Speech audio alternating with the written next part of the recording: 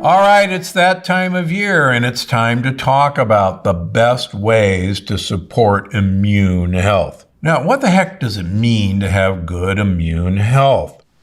Well, believe it or not, our immune system is there primarily for two reasons. Number one, to protect you against foreign invaders.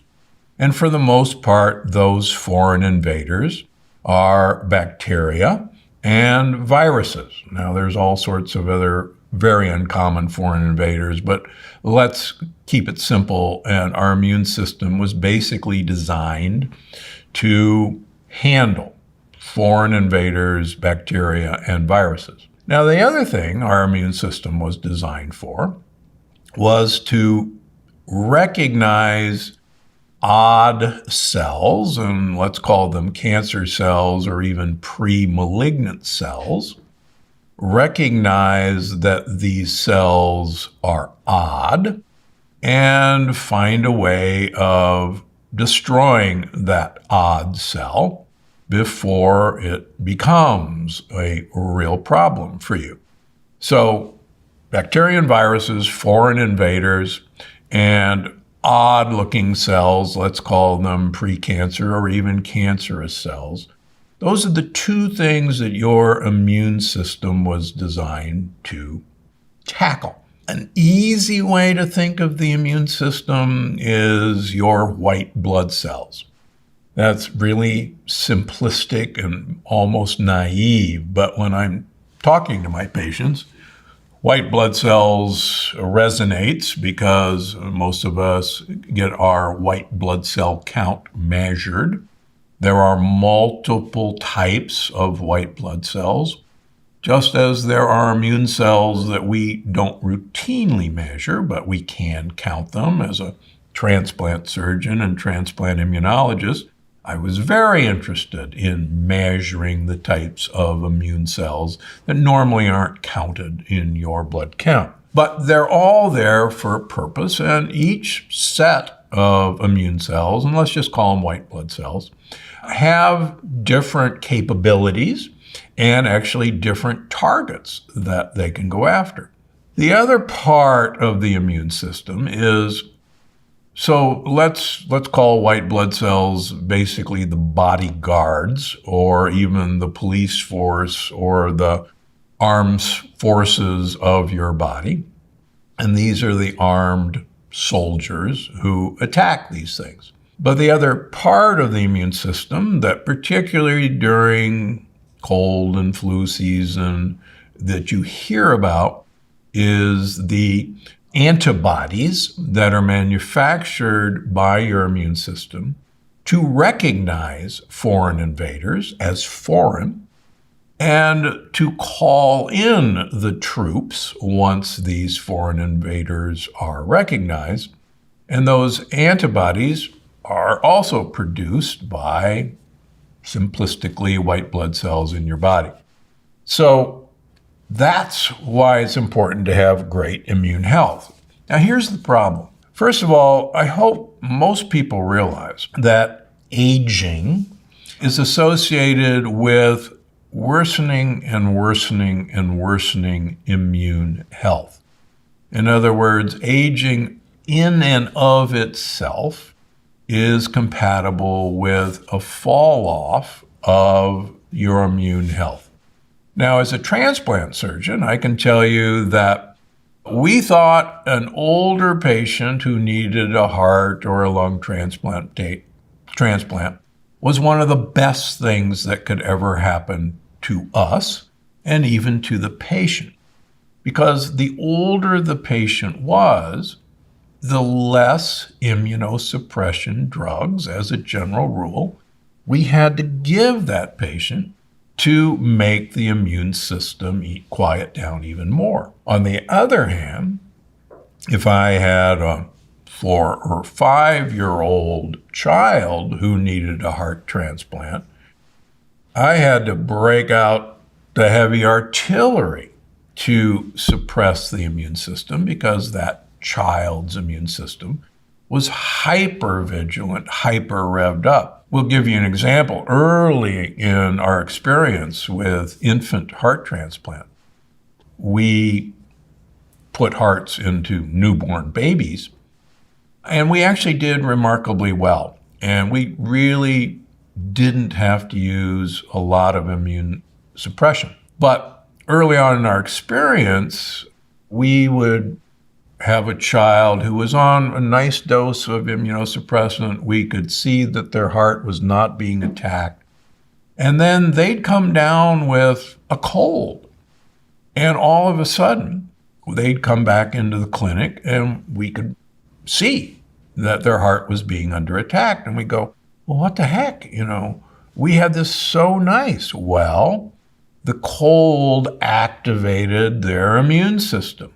And their immune system, which was kind of leveled off on our particular level of drugs, broke through that immunosuppression.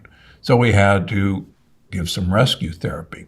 So that just gives you an idea of how active a young person's immune system, how vigilant it is. But an old person, we just thought that was, the best thing that could possibly happen. Let me give you a personal example that you may have seen on TV. The flu shot, you see on TV, oh, go get your flu shot, or I got my flu shot. It turns out that according to the CDC's data, if you're over the age of 65, a single dose of a current flu shot is only about 8% effective. Only about 8% effective.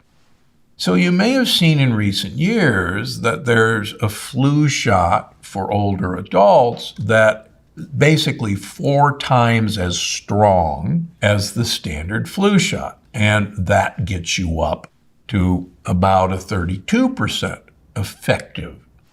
Now, when I say effective, what does that mean? It means that literally your immune system is so weakened that it takes 4 times the usual amount of stimulus to even get a response, not even a good response, from your immune system in producing antibodies against the flu virus. So that's a perfect example that as we get older, you're less and less able to respond to a challenge. Why do you think that you see literally every night, if you're 60 or over, you're at increased risk for RSV, respiratory syncytial virus? Why do you see every night a commercial for, if you're 50 or older, the herpes, the shingles virus is in you and just waiting to get out? And you can be really healthy, but shingles will get you. What they're telling you, which is quite frankly true, is, yeah, your immune system is really not up to snuff, even if you think you're really healthy. Now, there's a lot of ways that I got interested besides being a transplant immunologist. I was very interested in convincing the immune system not to be active and preventing the immune system from being active. But when I started looking into taking care of patients with autoimmune diseases, one of the things that was interesting in a number of patients through the years who have a chronic low white blood cell count. And normally a white blood cell count in general will be anywhere from 4,000 to 10,000. Let's just use those numbers. So if anyone has less than a 4,000 white blood cell count and 4,000 per high power field, then they're often worked up for some kind of problem. And I still see lots of patients who have white blood cell counts of, say, 3,000. And they've had workups, some of them have even had bone marrow biopsies, and they never find anything. When I started looking at these people with tests for leaky gut, lo and behold, all these people with a low white blood cell count had evidence of leaky gut. And all of these people had evidence of other inflammatory markers, whether it was HSCRP, whether it was IL-16, whether it was IL-6, tumor necrosis factor. All of these people had activation of their immune system. And as we started in the program and we saw that leaky gut was being repaired, lo and behold, we saw that people's white blood cell counts were going up and up back into the normal range. Now, how could that be? Well, I propose to you that there's so much of our immune system, all of our white blood cells, there's 70 to 80% of all of your immune system is down in your gut, is lining your gut. Why? Because that's where the invaders come from in the first place. They come through the wall of your gut. And that's where your armed forces need to be stationed. But what's interesting is if you have ongoing attack, then you don't have enough soldiers to put out into your bloodstream. They're all busy defending the wall of your gut. Now, this is called infloaging or inflammatory aging, but it's a part and parcel, in my opinion and now others, that this is a result of intestinal permeability and leaky gut. And as we saw people's leaky gut resolve, lo and behold, their white blood cell counts return to normal. So in a season where our immune system is going to be attacked, we want to maximize the available troops that are available to take care of the problems that will show up. What are we going to do for our immune health? Well, let's talk about the worst things for immune health. First of all, sugar and fructose.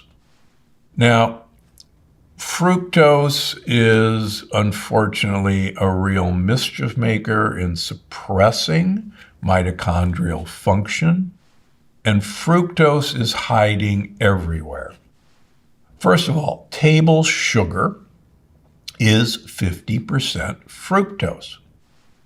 So it's half glucose and half fructose. The molecule is called sucrose, but it's 50-50 glucose and fructose.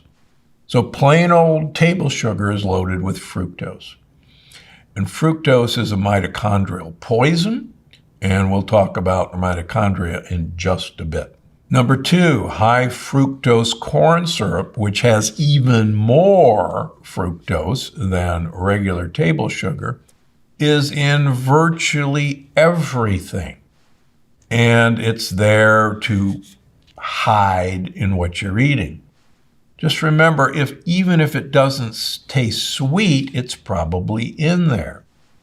A bagel has 12 teaspoons of sugar. A piece of bread has 4 teaspoons of sugar. That healthy whole wheat sandwich has 8 teaspoons of sugar, and it's not on the label. So these sorts of foods really should not be in your diet.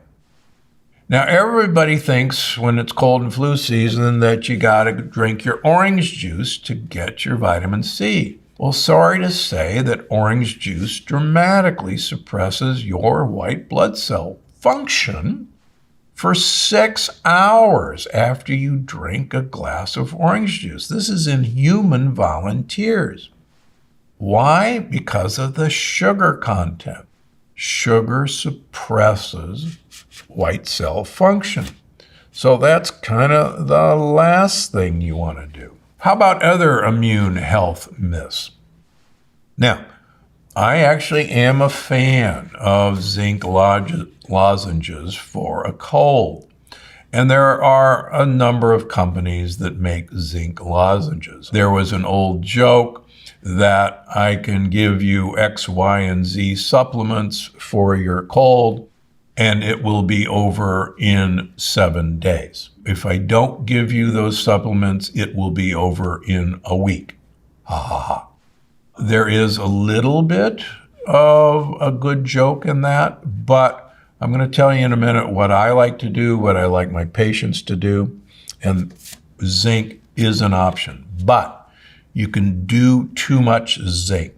I like to limit zinc to 30 to 50 milligrams per day on a routine basis and limit the time I'm taking zinc lozenges for about 3 days. Now, everybody I hear says ginger is a great treatment for a cold. And yet, as you'll learn in Gut Check, that a great number of patients actually react to ginger with a food sensitivity. And quite frankly, this was a real surprise to me. But over and over again, I see in my patient population sensitivity to ginger. All right, so what are some of the best things for immune health? So here are 3 things that I use to support my immune health. Now, I've alluded to this, but you'll want to not have your immune cells busy doing battle with things coming across your gut wall. And you want to make sure your gut wall is sealed. So my first recommendation is stop swallowing razor blades. And those razor blades are lectin-containing foods. So those are all the grains and pseudograins. Those are all the non-properly prepared beans and legumes. I have nothing against beans and legumes if they're pressure cooked. And the nightshade vegetables, tomatoes, eggplant, peppers, potatoes, goji berries, and peanuts and cashews. That's a good list to start with. We can seal your gut wall, but if you keep swallowing razor blades, you'll just open it right back up. And again, we can see this in people's blood work. Number 2, the University of California, San Diego has one of the biggest vitamin D research units in the country. Their published recommendations, are that the average American should be taking 9,600 international units of vitamin D3 per day. That's basically 10,000 international units per day. During cold and flu season, I have all of my patients, including me, who were maintaining at 5,000 international units a day, double that dose to 10,000. We've never seen an issue. The University of California, San Diego has never seen a case of vitamin D toxicity up to 40,000 international units per day, chronically. So just going to 10,000 units will be just fine. Some of you may remember the H1N1 flu virus of a few years ago, a very deadly flu. We had a young woman in our ICU in Palm Springs who was in her 20s and on a ventilator and literally dying from the H1N1 flu. Her lungs were white on the x-ray. We could barely keep her oxygen levels adequate to keep her alive. And I knew about IV vitamin C. I had never used it, but I knew the dosages. And so I went to our pharmacy and I said, I want to give this woman IV vitamin C in high dose. Can you make it for me? And they said, well, if you write the order, yes. So I gave her high-dose intravenous vitamin C. Within 12 hours, she completely turned around. We're able to extubate her a couple days later. She left the hospital. We stayed in touch for a number of years. She got married. She got pregnant. And I have an anecdote that in that one case, vitamin C intravenously was dramatically effective against that viral illness. So what do? So, as you know, I recommend taking 1,000 milligrams of timed release vitamin C twice a day. So I take 1,000 milligrams of time release vitamin C 4 times a day. Never gotten diarrhea from it, never gotten loose bowels from it. So those are my 2 regimens. Kick your vitamin D level up to about 10,000 international units a day, and make sure you're taking timed release vitamin C. Again, why timed release? Because we're going to get rid of it too quickly from a standard dose. If that's really inconvenient for you, get yourself the chewable vitamin C's that don't have sugar in them. They make them. And chew a 500 or 1,000 milligram vitamin C 4 times a day. What else do I do? Well, I put mushroom extracts in my coffee every morning. I try to eat 2 cups of mushrooms at least a week. Why do I do that? Well, there's more and more and more evidence that polysaccharides refer to long chain of sugar molecules, complex long chain sugar molecules. And these happen to be in mushrooms, among other things. These complex sugar molecules are one of the favorite foods of your gut microbiome. Fascinating evidence that algae have lots of polysaccharides, mushrooms have lots of polysaccharides. And so cook them, please. And please don't, as you'll learn in Gut Check, stay away from raw white button mushrooms. The brown mushrooms, the shiitake, all of those are portobello are just fine. Kick your mushroom use up during this season. Now, postbiotics do a whole lot for your immune system.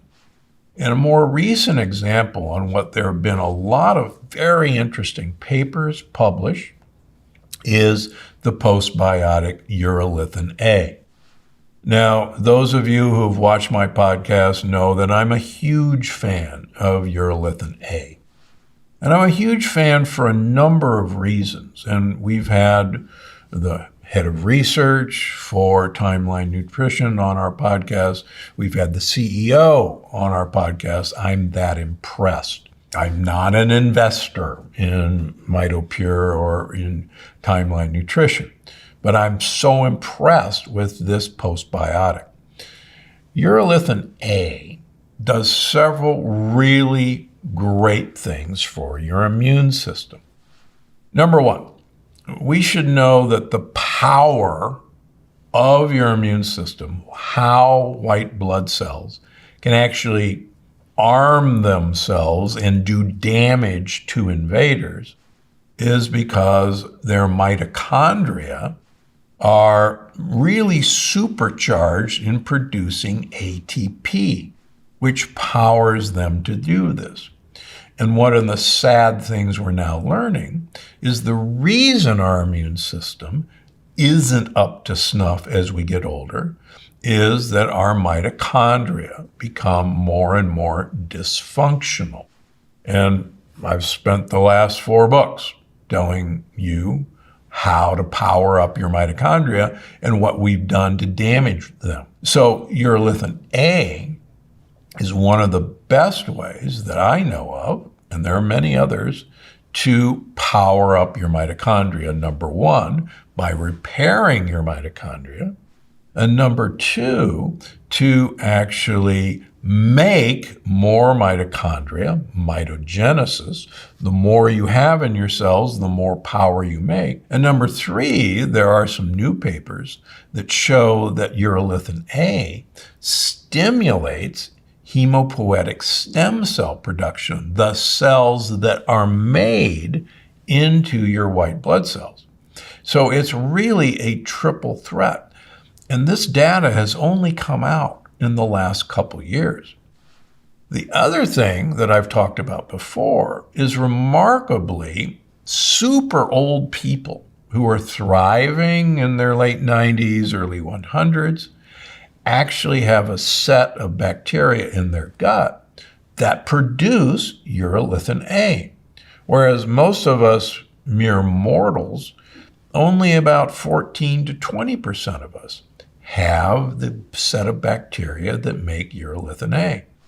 So isn't that interesting that these super old folks, they're making urolithin A, and that's helping their immune cell mitochondria to produce energy to be ready to respond to mischief. Now that goes with cancer as well.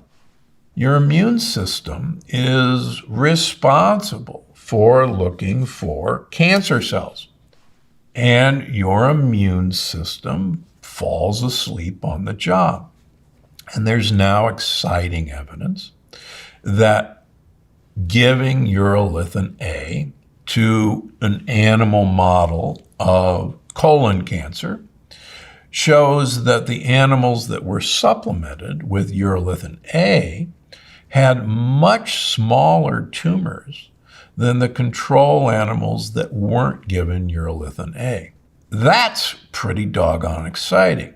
The other thing I'm excited about, if you like the mitochondrial dysfunction theory of cancer, and I'm a huge fan of the metabolic dysfunction theory of cancer, then making sure your mitochondria are healthy, are in a repair mode, are taking care of themselves.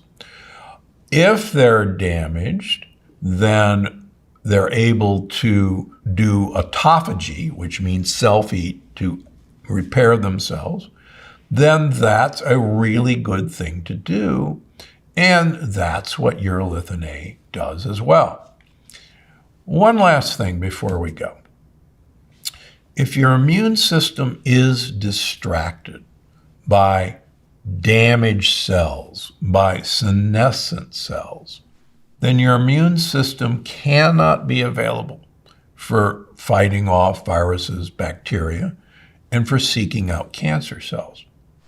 And what's really exciting, and I've written The Energy Paradox all about that, we forget at our peril that mitochondria, the little ATP-producing organelles in all of our cells, are in fact ancient engulfed bacteria. And the cell membrane of mitochondria is viewed by our immune system as a bacteria.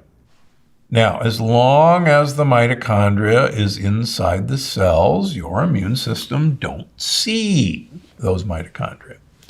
But if the cell dies and doesn't recycle, a condition called apoptosis, those damaged mitochondria, and that's why the cell is dying, the cell explodes and spews mitochondria walls all around. And we can actually see the immune system get activated as if it was under a bacterial attack. So long story short, this is the time of year where we want a great functioning immune system. Your immune system is distracted by a leaky gut and the war that's going on in your gut. Number two, your mitochondria are inefficient due to our toxic sugar overload and fructose overload.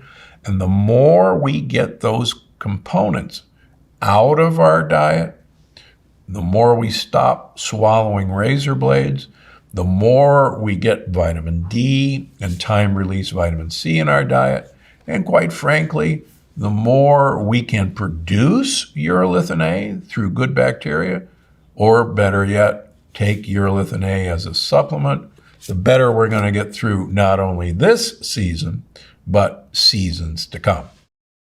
If you found this video helpful, I think you're going to love this one. Elevated insulin levels correlate with developing cancer. They strongly correlate with developing memory loss, dementia, Parkinson's, and Alzheimer's, none of which you want.